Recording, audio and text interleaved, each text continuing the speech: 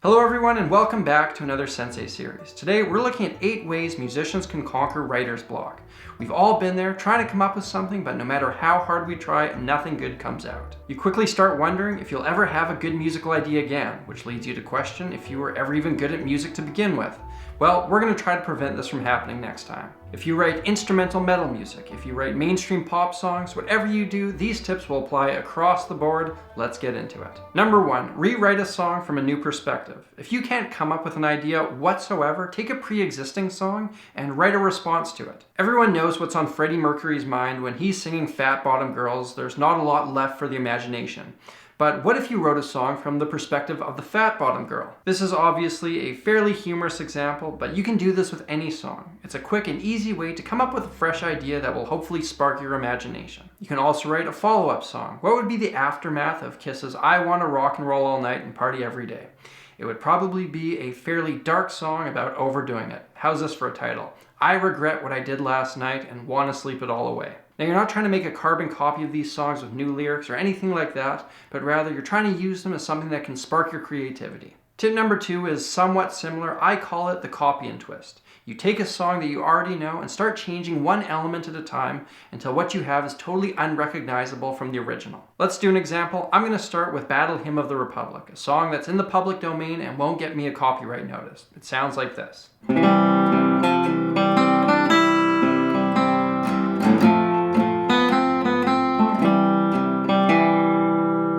What if I took that, played the same chords, same rhythm, but tweaked the melody?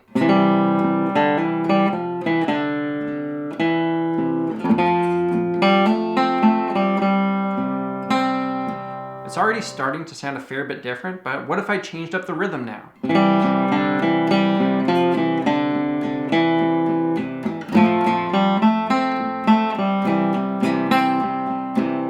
And finally, the chords.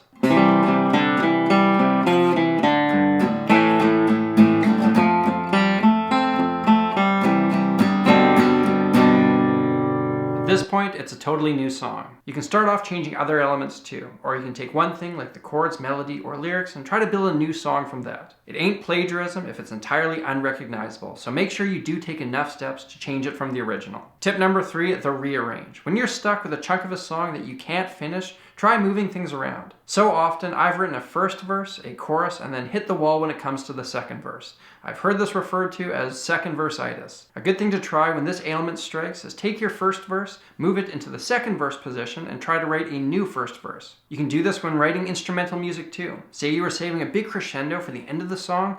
Well, what happens if you move that into the middle?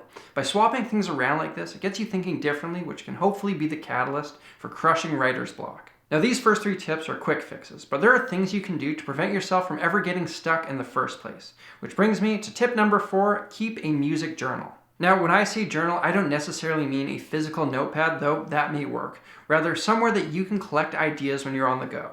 You want to walk around the world with your radar ready to pick up any sort of inspiration. When I was focusing on songwriting, I trained myself to subconsciously look for possible song ideas. Whenever I would come across an interesting phrase or idea, something inside me would go off and I would jot it down in my phone. For example, years ago, I called up a friend and asked him if he wanted to go to a party, to which he replied, "Yeah, I would be up for getting down." What a great phrase, I thought to myself and took a note. When I would find time to sit down and work on my music, I'd scroll through my list of ideas and see what popped out at me.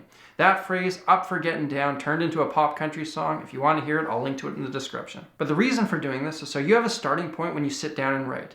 It's incredibly hard to sit down with nothing and say, okay, time to come up with something incredible and actually make it happen. If you've got a stockpile of ideas you've essentially been working on day in, day out, one of them is going to stick. You just got to make sure you're replenishing the bank. If you do instrumental stuff, that's okay too. Keep audio memos and sing melodies and ideas into your phone, so when it's time to compose, you can go through them. Next up, number 5, practice writing. A big thing that I think songwriters and composers often neglect is actively improving their craft. The best songs I ever wrote came after I made an effort to become a better writer. I practiced writing like I practiced guitar, so that I was relying more on a system than trying to catch lightning in a jar. You can do exercises to improve your idea development. You can study your favorite songs with a microscope, you can take classes on songwriting, and you can read books on how to get better at it. On that note, I want to recommend Writing Better Lyrics by Pat Pattison. For a long time, this was my Bible. It's a book that doesn't necessarily teach you what to write, but rather how you can do what you do better. It's not overly expensive, I'll link to it in the description. But by working on this stuff, it'll make it so that writer's block is a rarity.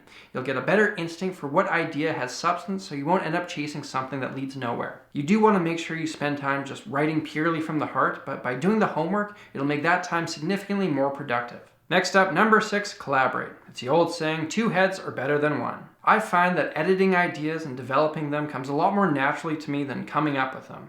So when I've worked with people who are strong in the places that I'm weak, I've had some great success. If you do happen to get stuck, you have twice as many people working on a solution. And you know what's even better than 2 heads? 3. I've found that 3 people can often be the perfect number for a collaboration for a couple of reasons. If 2 people have opposing ideas, the third writer can serve as the unbiased source of reason. 4 people usually doesn't work because there's just too many voices, and often you'll end up just breaking off into pairs, whereas with 3 people, everybody's involved in a communal effort. Getting the chemistry right with collaborators is often hard to find. It's kind of like dating. Keep putting yourself out there and go with what feels natural. Next up is something that has worked for me. Number 7, just power through it. Keep writing until you just force your way through the writer's block. Now, I should warn you, this doesn't always work. Sometimes I feel like the bulk of my time songwriting is just getting the bad ideas out of my system to free up space for the good ones. You do have to be careful with this one and know your limits, because if you try to force your way through the block and don't get anywhere, you'll usually end up more bummed out than if you just simply took a break. Which brings me to number 8, take a break. Do something totally different and come back to what you're working on with fresh ears. With this one as well, you need to be honest with yourself. If you find yourself using this method fairly frequently, is it because it's actually efficient or because you just don't want to put in the work? But if your nature is to work on something until it's fixed, you can get obsessed and get far too into your own head.